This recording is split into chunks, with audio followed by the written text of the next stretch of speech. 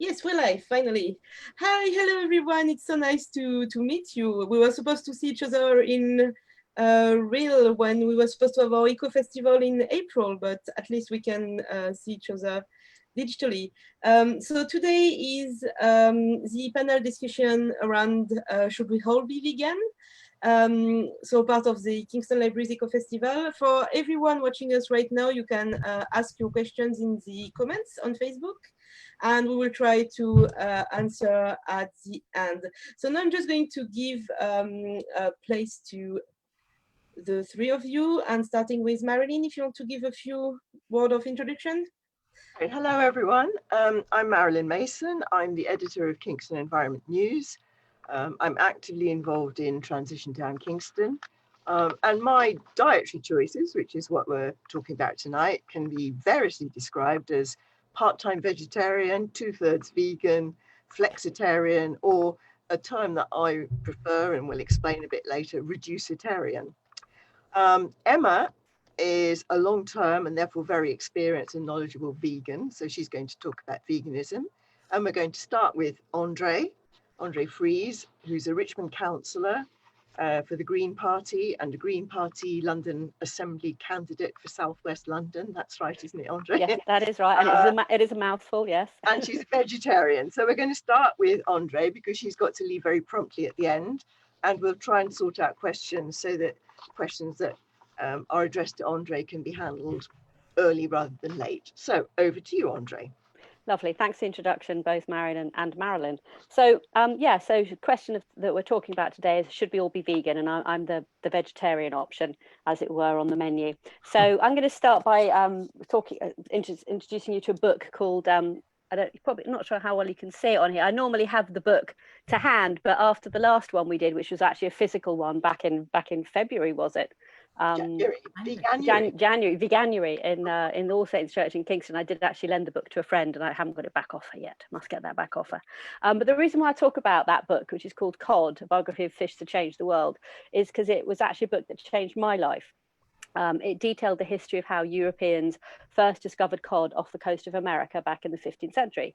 They then became part of the global trading network, particularly the slave trade, where salt cod was shipped from America to Africa, where it was changed for slaves, who were then taken to the Caribbean and the West Indies to the plantations, where the ships were filled up with sugar, and then they were sent back up to Boston and Cape Cod. Now, the book details how, when cod was first discovered by, I think it was Portuguese fishermen in particular, they were so large in size and numerous in quantity in Cape Cod, in the water, that fishermen could actually walk on top of them. They were that big. There were so many of them in the water, they could just walk on top of them. And they used to reach up to 6 feet in length. But as the book sort of goes on to say, is by the 1970s, the industrial scale of fishing had decimated cod and most other sea life until there was practically none left, which is why we now have the fish quotas. So the book detailed the huge environmental cost that we humans had impacted on this species in such a way that, although the book itself it has a lot of yummy sounding recipes in it for salt cod, bacalao, the different names that they have. I've never tried any of them. I actually couldn't bring myself to try any of the recipes. I haven't eaten cod since, and that was back in 1997. So I've been cod free for 23 years, as it were. But I didn't actually put two and two together at the time. I didn't really look at that and think, oh, I really should look at the other impacts of industrialized farming, which wasn't really a term at that time, or human impact on other species. I was very concerned about climate change, and I have been for more decades than I care to remember now. So it wasn't really until sort of 2012 that I had another sort of, I wouldn't say environmental awakening, but more of a political awakening at that time, which was tied to my passion about climate change and tackling that, which was when in 2012, when the coalition began to introduce austerity. I know 8 years, it's a long time ago now, and started cutting benefits and selling off public assets to pay for the bankers' crash of 2008. My response was to join the Green Party because I believe they're the only one that puts the planet that we live on, the species that we share it with, at the heart of all our policies. So as I became more political, I started learning about the connection between the industrialized production of meat and global warming.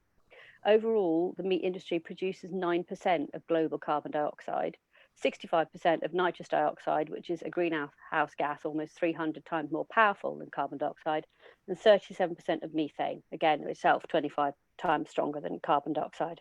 And beef in particular is the baddie in the room or on the farm. Or it's the world's favourite for burgers, mince and steak. Red meat requires 28 times more land to produce than pork or chicken and 11 times more water. When compared to staples like potatoes, wheat and rice, the impact of beef per calorie is even more overwhelming. It requires 160 times more land and produces 11 times more greenhouse gas. Plus, as the demand for beef keeps growing, as developing countries become more developed, it is fueling the destruction of the rainforest, and acres of rainforest are being burnt to make way for animal grazing or soy plantations to provide cattle food. The stats I was reading at the time suggested that giving up meat would be an even more effective way of cutting my personal carbon footprint than to get rid of my car. So at the same time, it wasn't, so obviously I have a husband and I have 2 children. And my younger son back in 2012 was 6 at the time, and he started to say, I don't want to eat meat, mummy, because I don't want to eat animals and all of that kind of thing.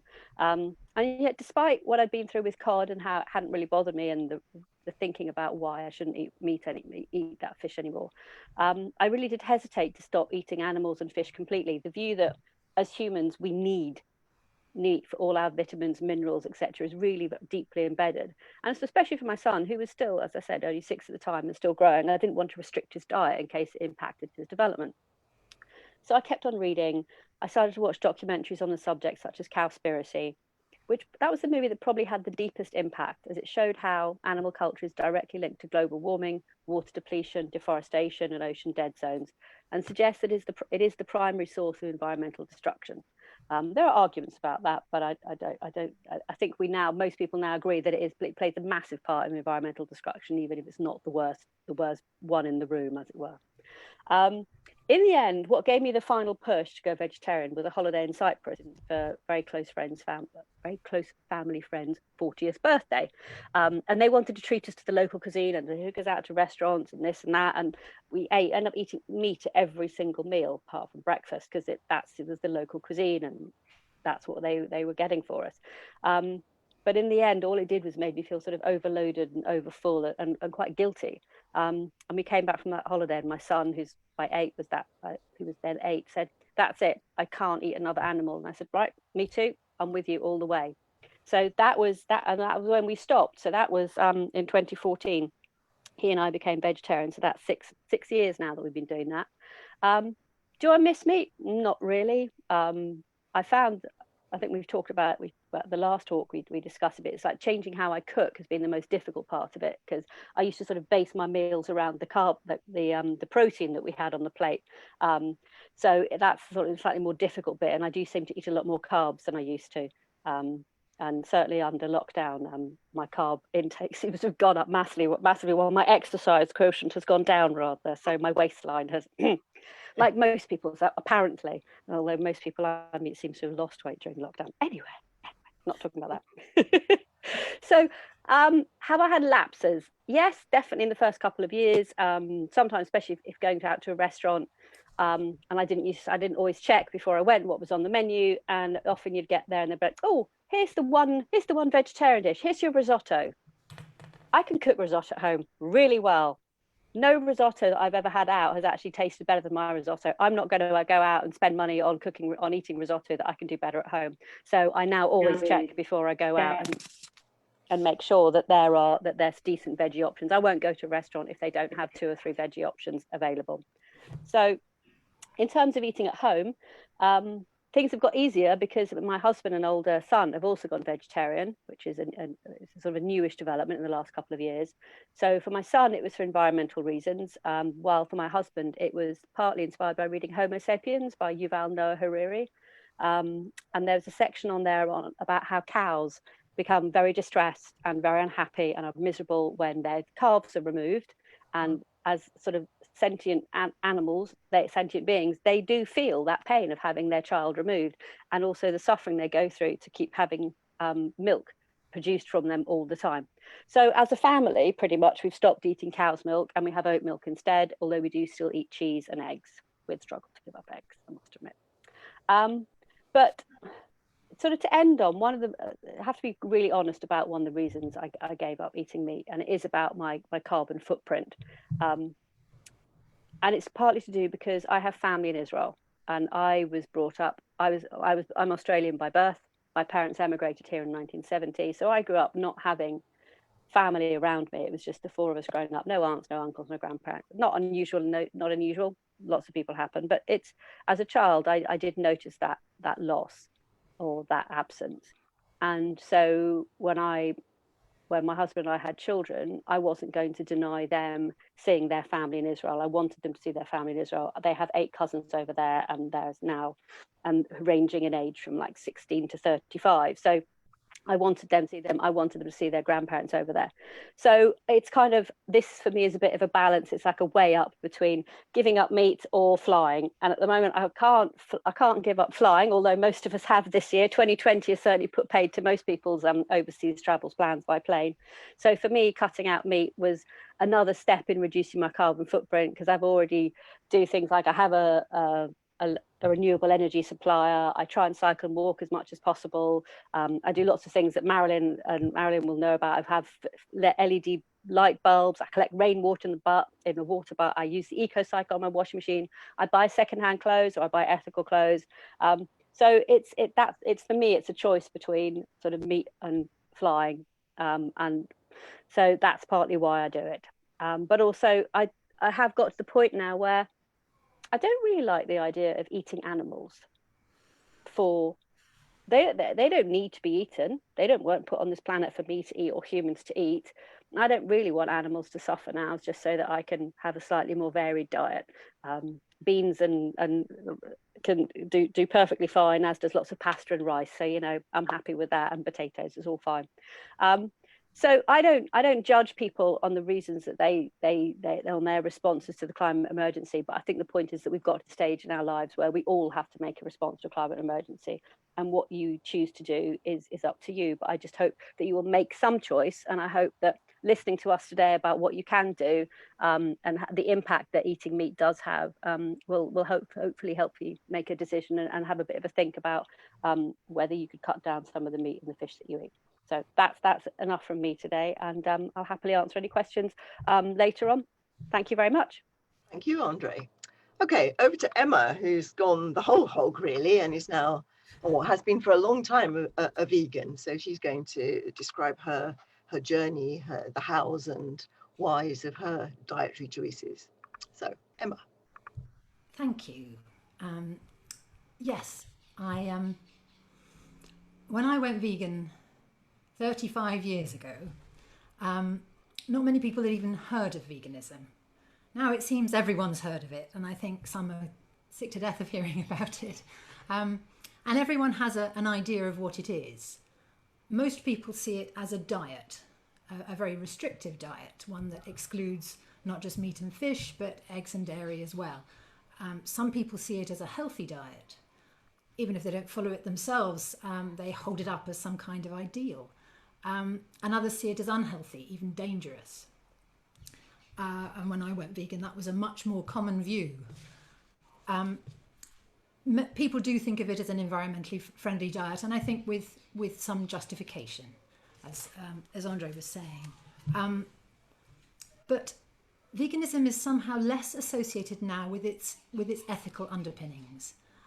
It isn't just a diet. It isn't really a diet at all. There is, after all, huge variation in what vegans eat. You can be vegan and eat nothing but high fat, high salt, high sugar, ultra processed food. You can stick rigidly to whole foods and not let a Greg's vegan sausage roll pass your lips.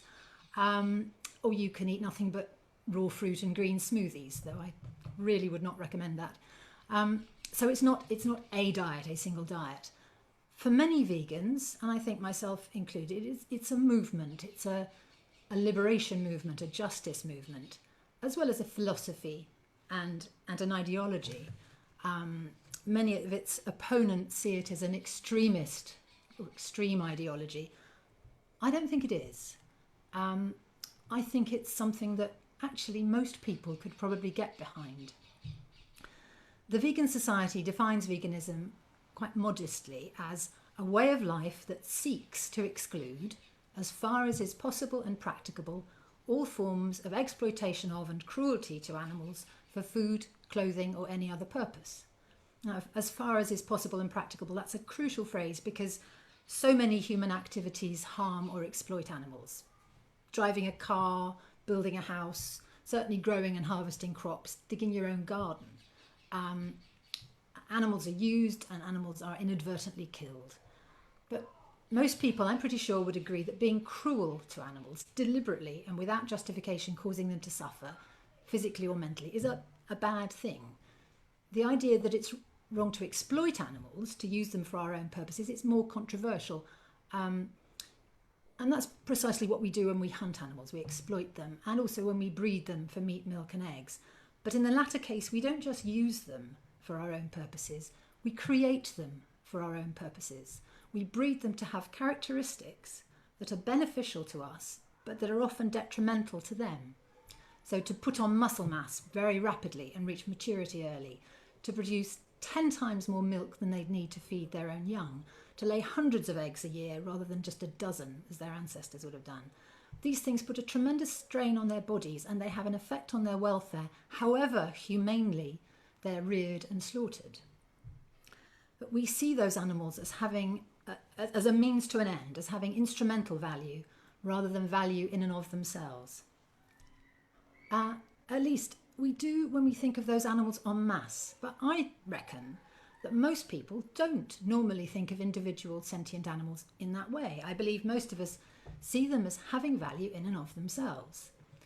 Certainly our own dogs and cats and wild animals, but farm animals too. I think that if the average meat eater saw somebody beating a pig with a stick, they think it was wrong, not because the pig is valuable as a future source of food or as a breeding machine for future sources of food. It would be wrong because the pig itself has moral worth. It would be, we care about the pig's suffering, her pain, her fear, her distress. We recognise that the pig doesn't want to be harmed. She has interests and those interests matter. They have ethical significance. I'm not saying we consciously reason all this out, but I think it's something that most of us instinctively feel. At the same time, we justify causing harm to animals where it's necessary. Most people in the UK oppose hunting for pleasure.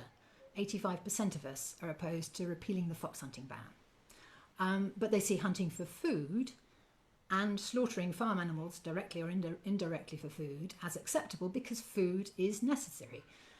But what if those particular foods, meat, fish, eggs and dairy, are not necessary for us? What if we can survive, even thrive, flourish without them?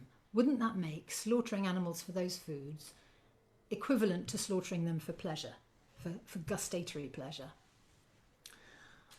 Well, people do eat meat, fish, eggs and dairy because they like the taste of them. Obviously, they get pleasure out of them.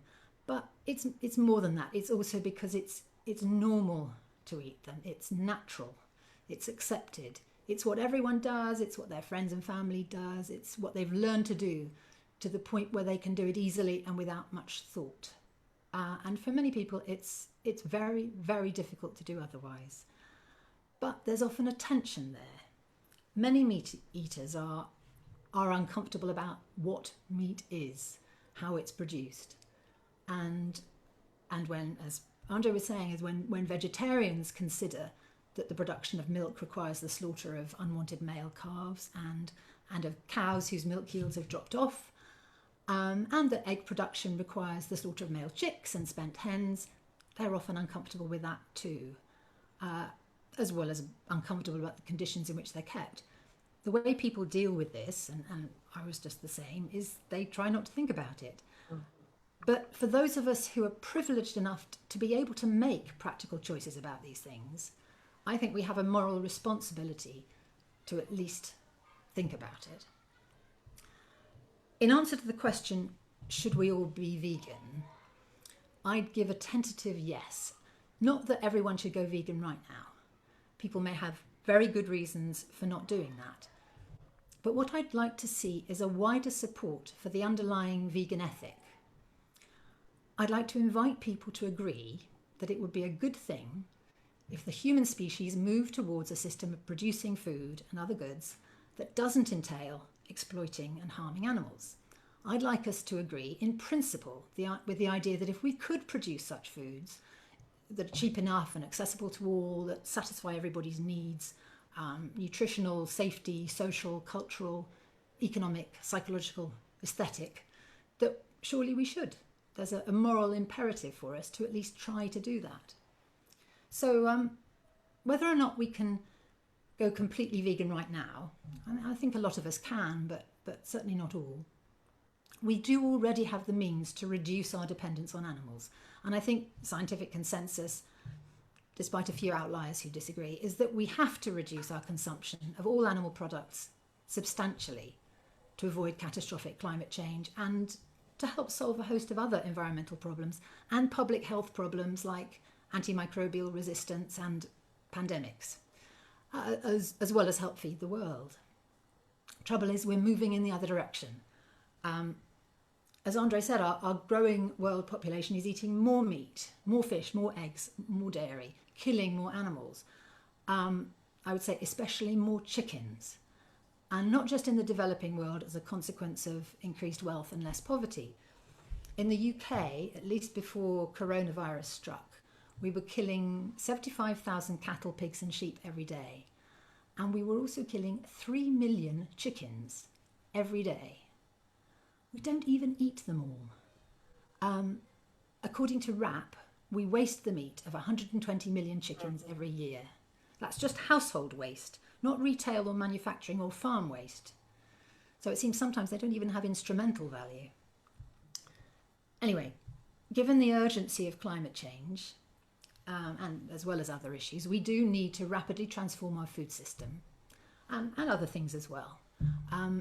But please let it not be at the expense of animals. So not by increasing intensification to make meat, eggs and dairy more and more efficient, more and more carbon efficient. Unfortunately, we can't scale up the kind of extensive farming favoured by a lot of environmentalists to meet current demands for animal foods. There's not enough land, and it would increase greenhouse gas emissions because extensively reared animals take longer to reach maturity. So we have to reduce consumption. There's no getting away from it, especially we in the rich world.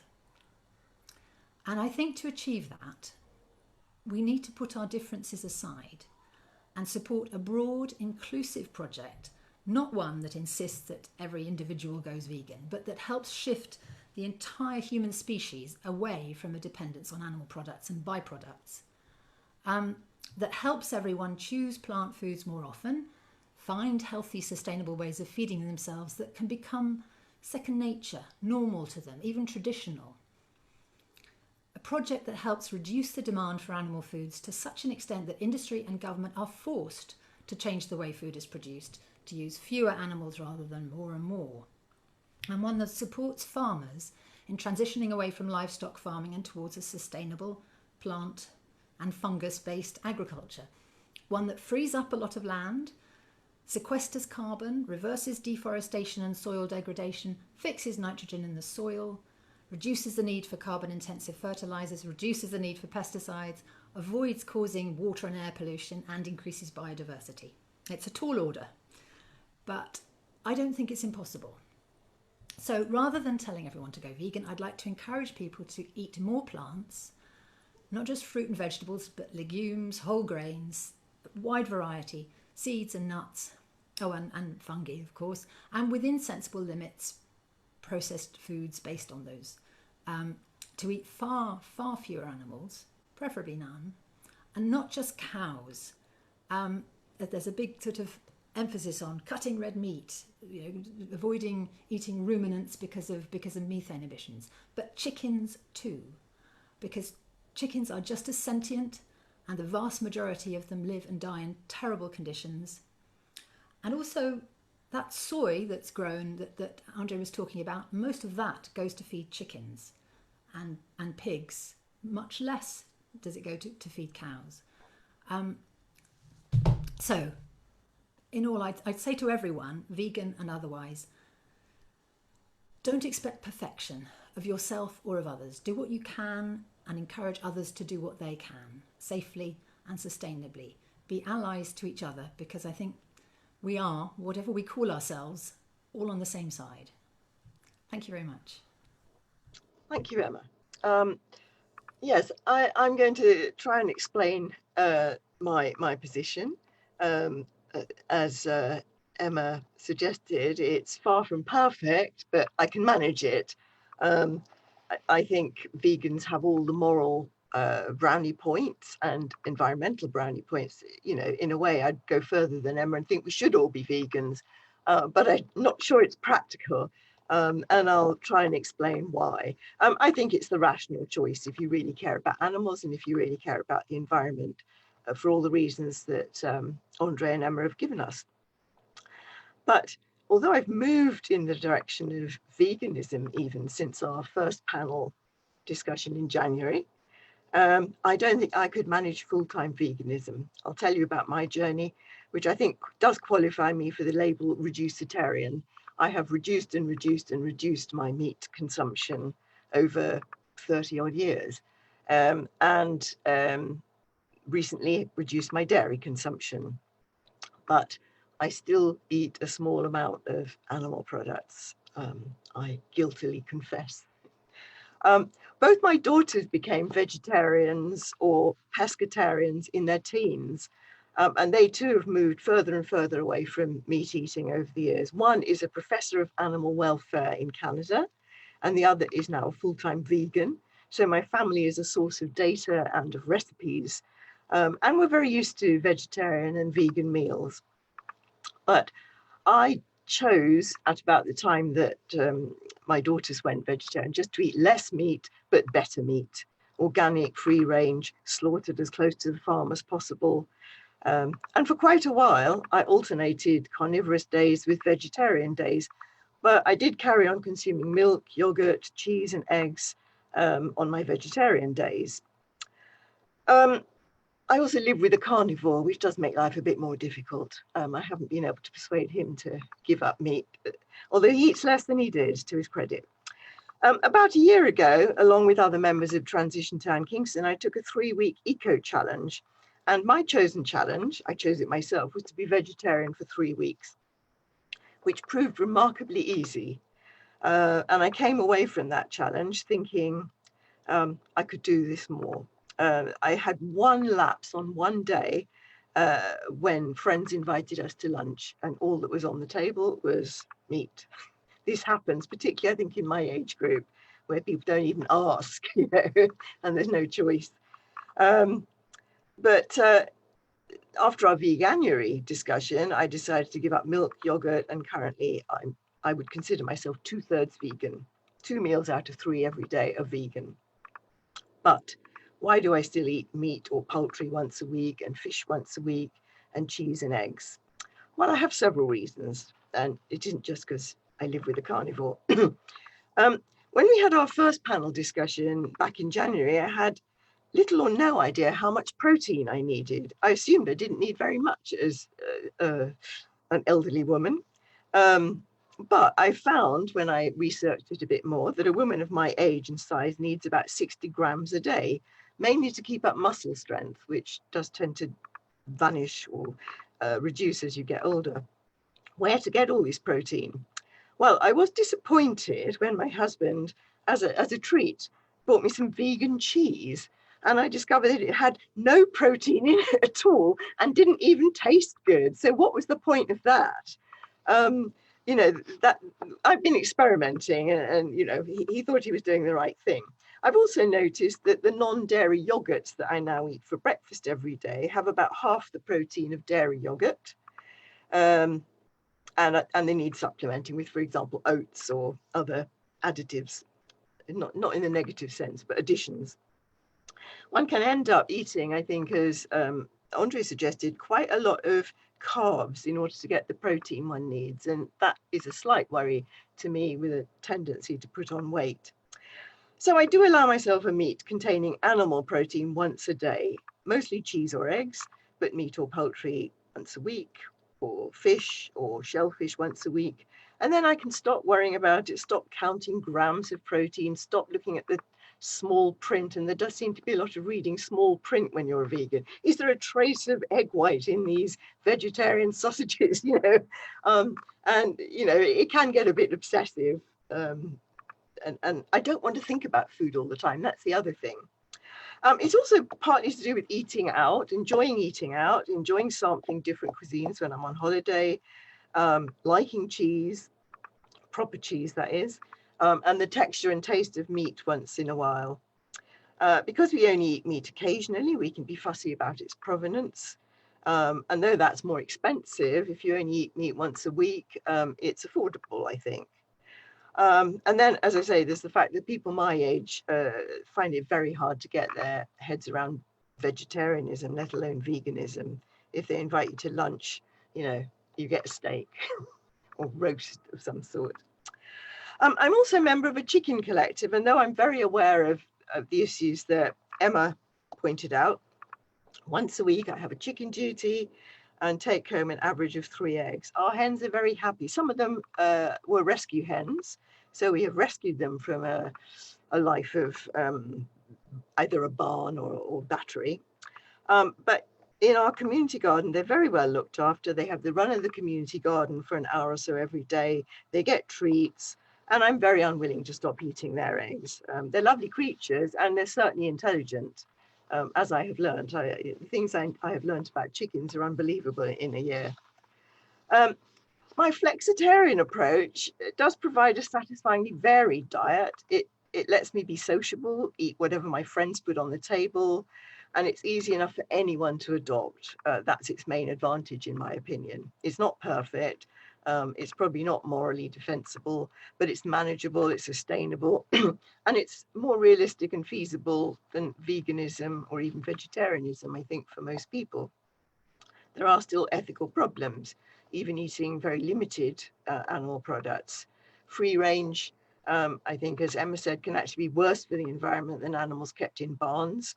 It takes up more land, it destroys forests, and despite very few places and climates that are suited for grazing animals and not much else, most meat production is land intensive, water intensive, and resource intensive. It's an expensive way to convert one sort of food into another sort of food. And of course, it involves killing animals and sometimes, sadly, transporting them long distances in order to be killed. They're not venison, apparently, which is high on my list of good meats.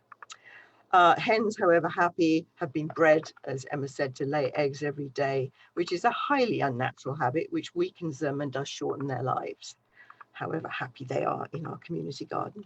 So I would give vegans like Emma 10 out of 10 for ethics and consistency, and vegetarians like Andree 9 out of 10.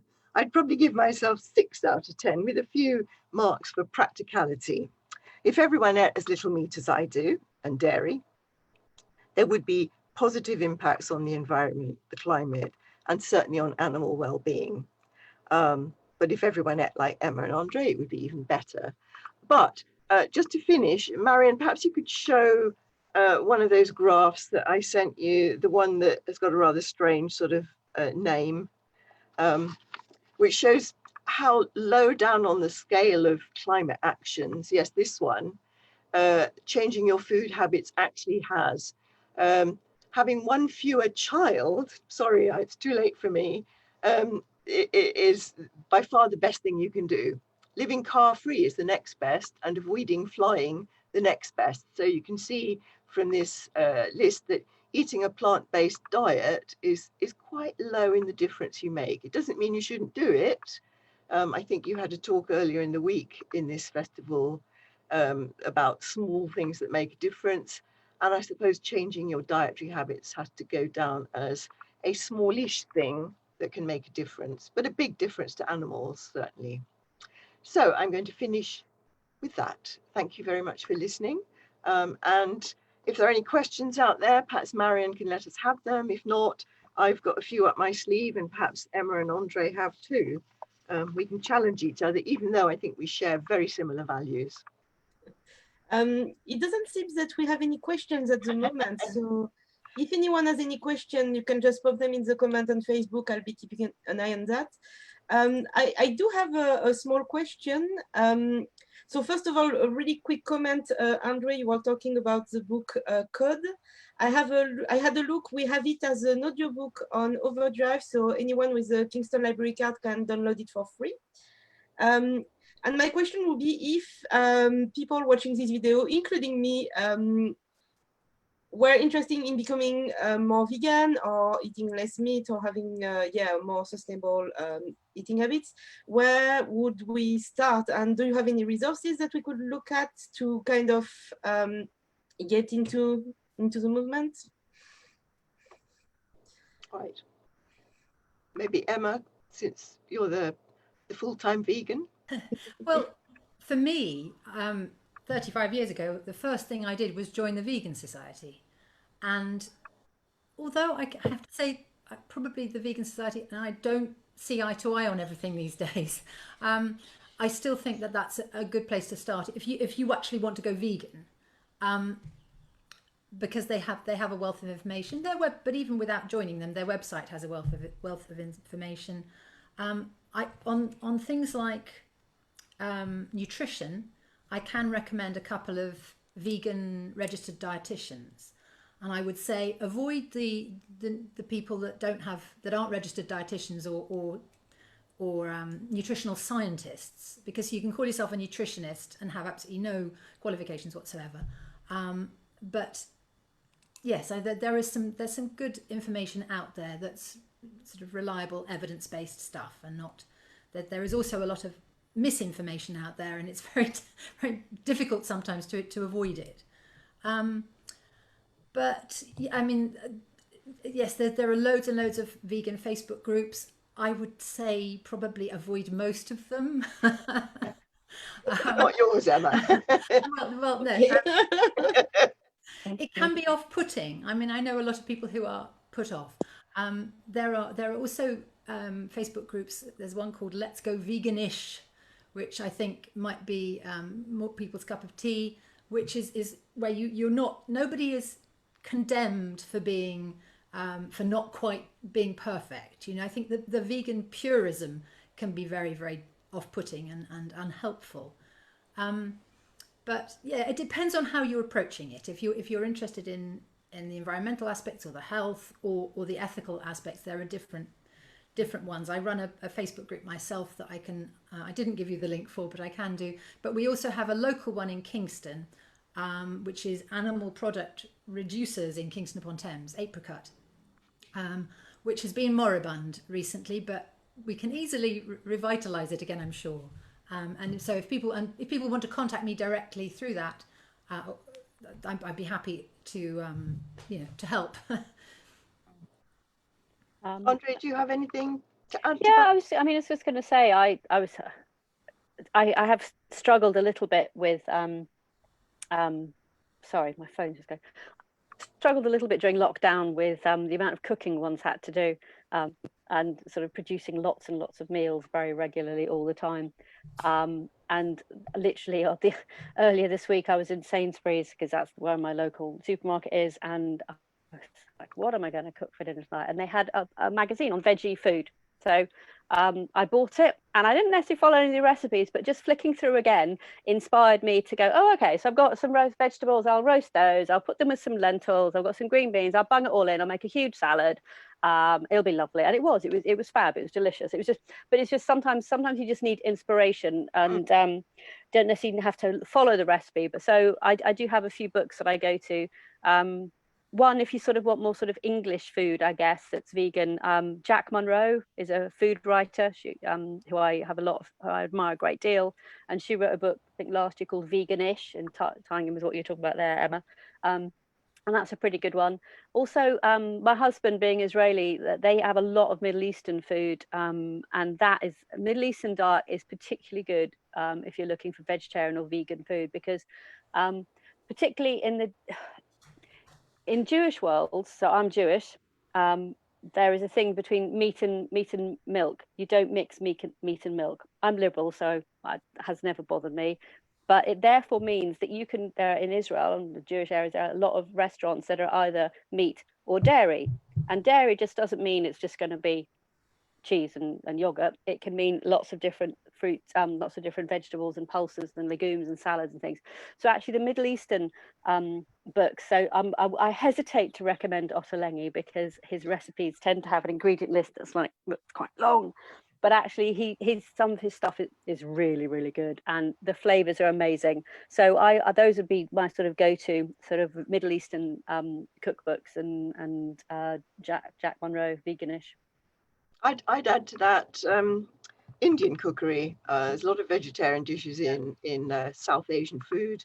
Madhur Jaffrey, I've had her book on vegetarian cooking for many, many years, and had some lovely recipes from that. So yes, it's not yeah, I mean, there's plenty of nice recipes out there. I wonder what you would say. This is my question, and it came up, I think, at the church as well back in January.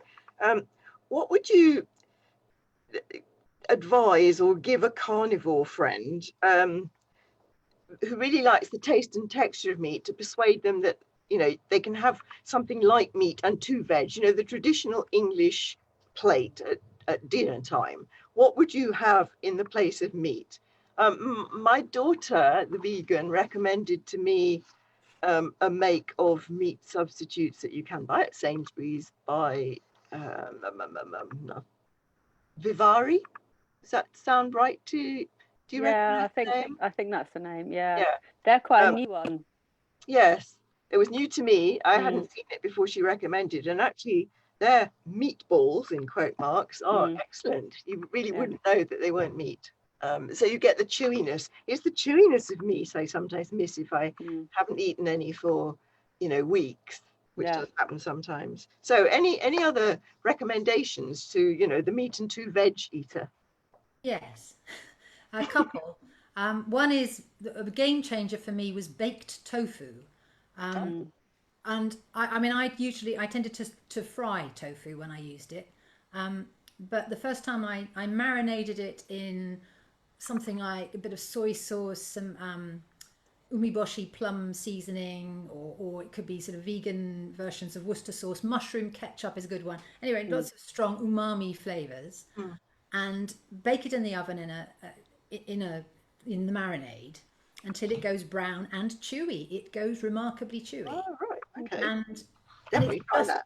It's just tofu, so it's not like a heavily processed food. I mean, I confess I tend to avoid the meat. Not avoid them. I have meat substitutes. I eat corn and things like that occasionally. Don't think corn tastes anything like meat as I remember it.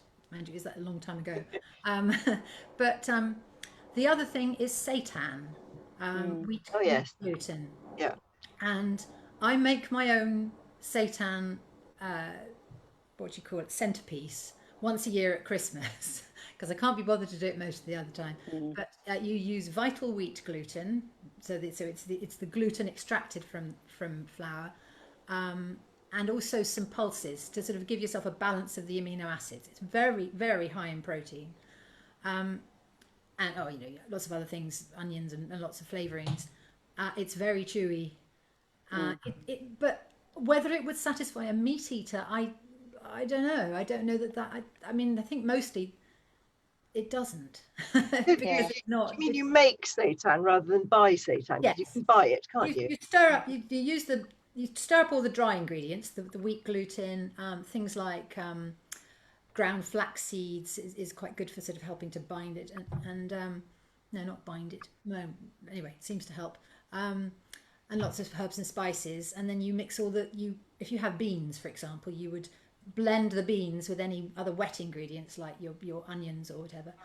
Stir them all together and knead. So it's very satisfying, and it takes a long time to knead. And then you steam it and then bake it. You know, it's a big job. It's not something you can rustle up in an evening. But it's immensely satisfying because you've made it, and it's kind of, I don't know. It doesn't, to me, I don't think of it as a meat substitute. It's just, as you said, it's chewy food, and as you say, it's nice to have that variety of textures. I mean, I must admit the concept of meat and 2 veg is one I do struggle with. It's not the way I've ever cooked. So nor me, but so it, yeah, no, they do, and it is a struggle. I mean, the close, I suppose, I sometimes do like a stuffed mushroom or something with breadcrumbs, but I use cheese because obviously be vegetarian rather than vegan. You don't have to use cheese; you can put different things. But it is a difficult one, which is why I guess for me I tend to end up going more to sort of a big bowl of pasta, or I make I make curries quite regularly. Aubergine, courgette, all of those, potatoes, cauliflower. I have now started doing that sort of cauliflower steak thing where you cut a big piece of cauliflower and you sort of marinate it in, often use like a Middle Eastern spice. Or you can use the cauliflower as florets and bake them in the oven and do that. So it does require you to rethink a little bit how you cook. I don't want to eat fake sausages all the time. I'm not interested in fake slices of meat. I will use corn, sometimes in curries, I'll use that in corn. I use tofu, but like Emma was saying, for Chinese food, I will always marinate it first, or I'll bake it in the oven, or I'll fry it first and then put it in with, and if you just put it in as is, it's not the best taste. But that and aubergine mushrooms and tofu are very good at absorbing lots of, particularly in sort of Chinese and Indian food, good flavors there. So it's worth thinking about. Improving your spice cupboard and your herb cupboard is definitely a good thing. And condiments. Can you how would you feel about eating lab created meat? I know it's a long way down the line yet, and it's incredibly expensive as it is at the moment, but if such a thing became common and affordable, how would you feel about that? How would you feel? This is a question that a friend of mine posed to me, and I think it was addressed mainly to vegetarians. How would you feel about eating roadkill? This friend does actually eat roadkill. You know, it's dead anyway. Why not, carve it up and eat it? And for that matter, insects. My daughter, the professor of animal welfare, is quite positive about insects as a source of protein. And I have eaten the occasional sort of fruit bar that's got insect flour in it. I mean, you wouldn't know what you were eating really, and perfectly palatable. Okay. But we're a bit squeamish on the whole about insects, I think. Anyway, yes, how do you feel about these alternatives? Well, I would say I think the one thing that I would consider eating even now, even though the thought of it turns my stomach, are oysters. I think if you're going to talk about animals that have that don't seem to be sentient, mussels too, in that case. Oysters and mussels, I think. It's good food. I think environmentally they can be produced pretty well, and they're good sources of protein, zinc, vitamin B12. That it could be a useful addition to a diet that was otherwise lacking. So I think that there are some people that call themselves, ostro-vegan or bivalve vegan. Well, there's sentientism, isn't there? And if they think an animal isn't sentient, and I think the way I've heard someone talk about this, the sort of way of telling whether something is sentient is does it move away? Does it show fear or pain? If you pluck a limpet off its rock, does it scream, or whatever? If it can't move, like plants can't move, we assume they don't have a nervous system and would worry about pain or death. I don't know, but yes, that is an argument. I like to give most animals the benefit of the doubt, and even if they don't show any obvious sign of, if they don't speak, they still might be experiencing pain that we're not aware of. So in general, I wouldn't risk it, but I think certainly if I had to, that my choice would be oysters and mussels. To go to your point about lab grown meat, I don't fancy it. I haven't eaten meat for 37 years or whatever it is. Why would I start now? But if I became ill, if there was a reason why I needed to, I couldn't digest plant matter properly and I needed to get protein from somewhere else, then that'd be great. I bring it on. I don't know. I think there are certain issues at the moment. They use, bovine fetal serum. It's not entirely. It's not vegan. You couldn't call it vegan. And if they use cells from living animals, they're still exploiting animals in some way, but my goodness, on a much smaller scale. You know, it's not comparable. If they were able to do that, think of the suffering that it would avoid. So yeah, I mean, bring it on. I think it would be attractive to a lot of people too.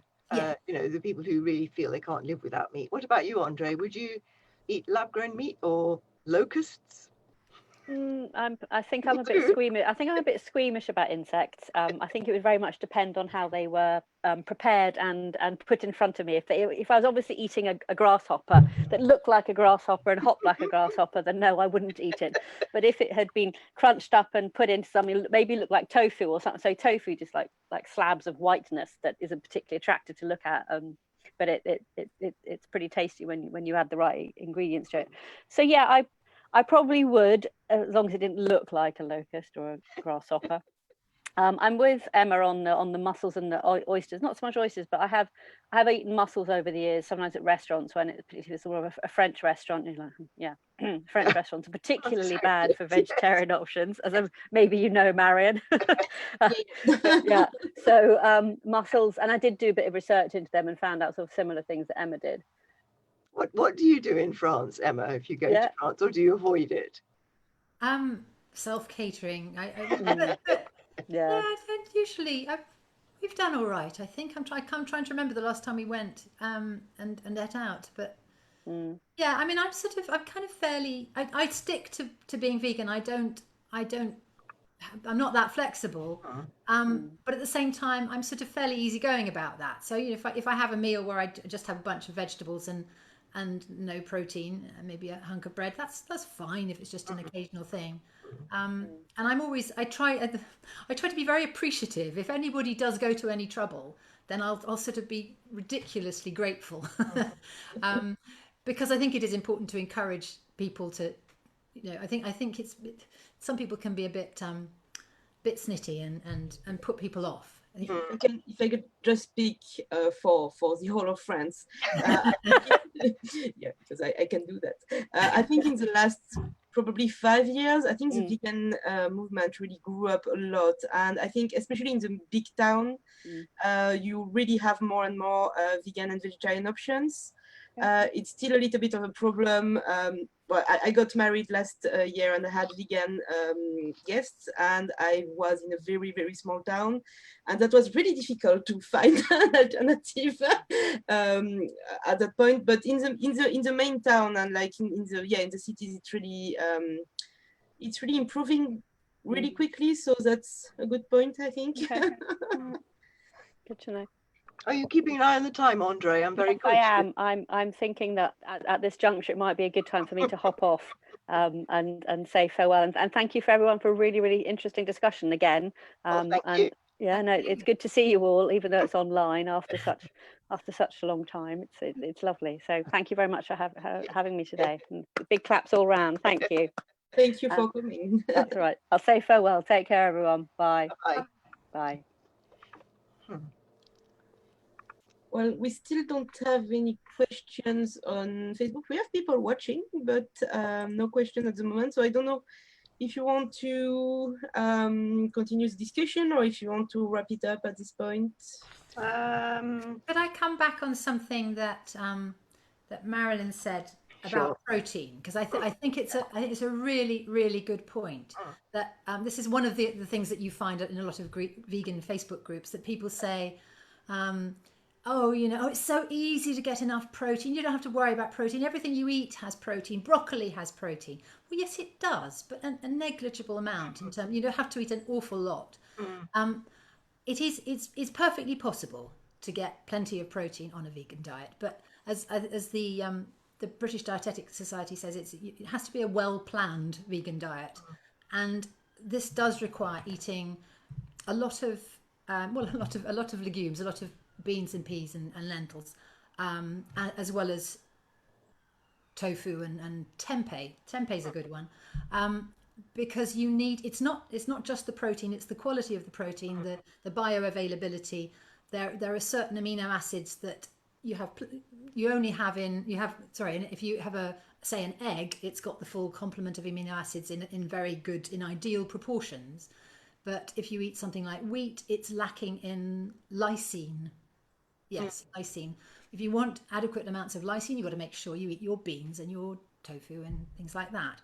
And for me, I have to say it's kind of second nature, because when I went vegan, people were advised to protein combine. So you know, when you have a meal, mix your pulses with grains or seeds or nuts. And I got into the habit of doing that. And then later I realised that actually you don't have to do that every single meal. As long as you do it throughout the course of the day, you're fine. But actually doing it every single meal is quite a good habit to get into, because not only are you ensuring that you have your full complement of amino acids, but you're actually producing very satisfying high protein meals each time. So, I mean, trying to think of an example, but it's when Andree was talking about learning to cook in a different way, and I think it's quite handy to do that, to think in terms of, right, what pulse am I having, what grain am I having, you know, and what green vegetables I'm having, you know, so that you're not actually trying to tot up the grams of protein, but you're just doing it automatically because you're using those sorts of foods. And yes, you're absolutely right about vegan cheese. I did warn people about this in Veganuary, didn't I? Vegan cheese, the supermarket stuff is rubbish. It's absolute. No point in it at all. Well, the point is the flavour. It tastes good. But yeah, but it does to some people. But and it's kind of it's you know, it's salty, it's fatty, it's moreish. You want to eat it like a lot of junk food. But it is junk food, really. And it's no protein, no calcium, unless it's been added, no vitamin B12 unless it's been added. And it is, yeah, it's annoying. And actually, I feel strongly enough about this to think it should not be called alternative to cheese, because it's not an alternative, and it's you know, if somebody's buying it to feed their children, thinking it's an equivalent, that's really unhelpful. So yeah, I feel strongly about that. And what about, I was reading, not in the context of veganism, but in the context of taking exercise during lockdown, protein powders that athletes and, you know, extreme exercisers take. I mean, what's in them? Are they useful, or are they entirely ground up animals of some sort? Oh, I think I mean, I don't know a lot about this, but I think a lot of them, it's whey protein. Whey protein is, it does seem to be particularly easy to digest. Right. But you can get hemp protein, you can get pea protein, you can get hemp and pea protein, or you know, there are plenty of vegan options for protein powders if that's your thing. Oh, okay. It's not mine, but I suppose you could sprinkle it on something, and, you know, a spoon or two in a sauce, maybe. Yeah, I think generally. Oh, nutritional yeast extract.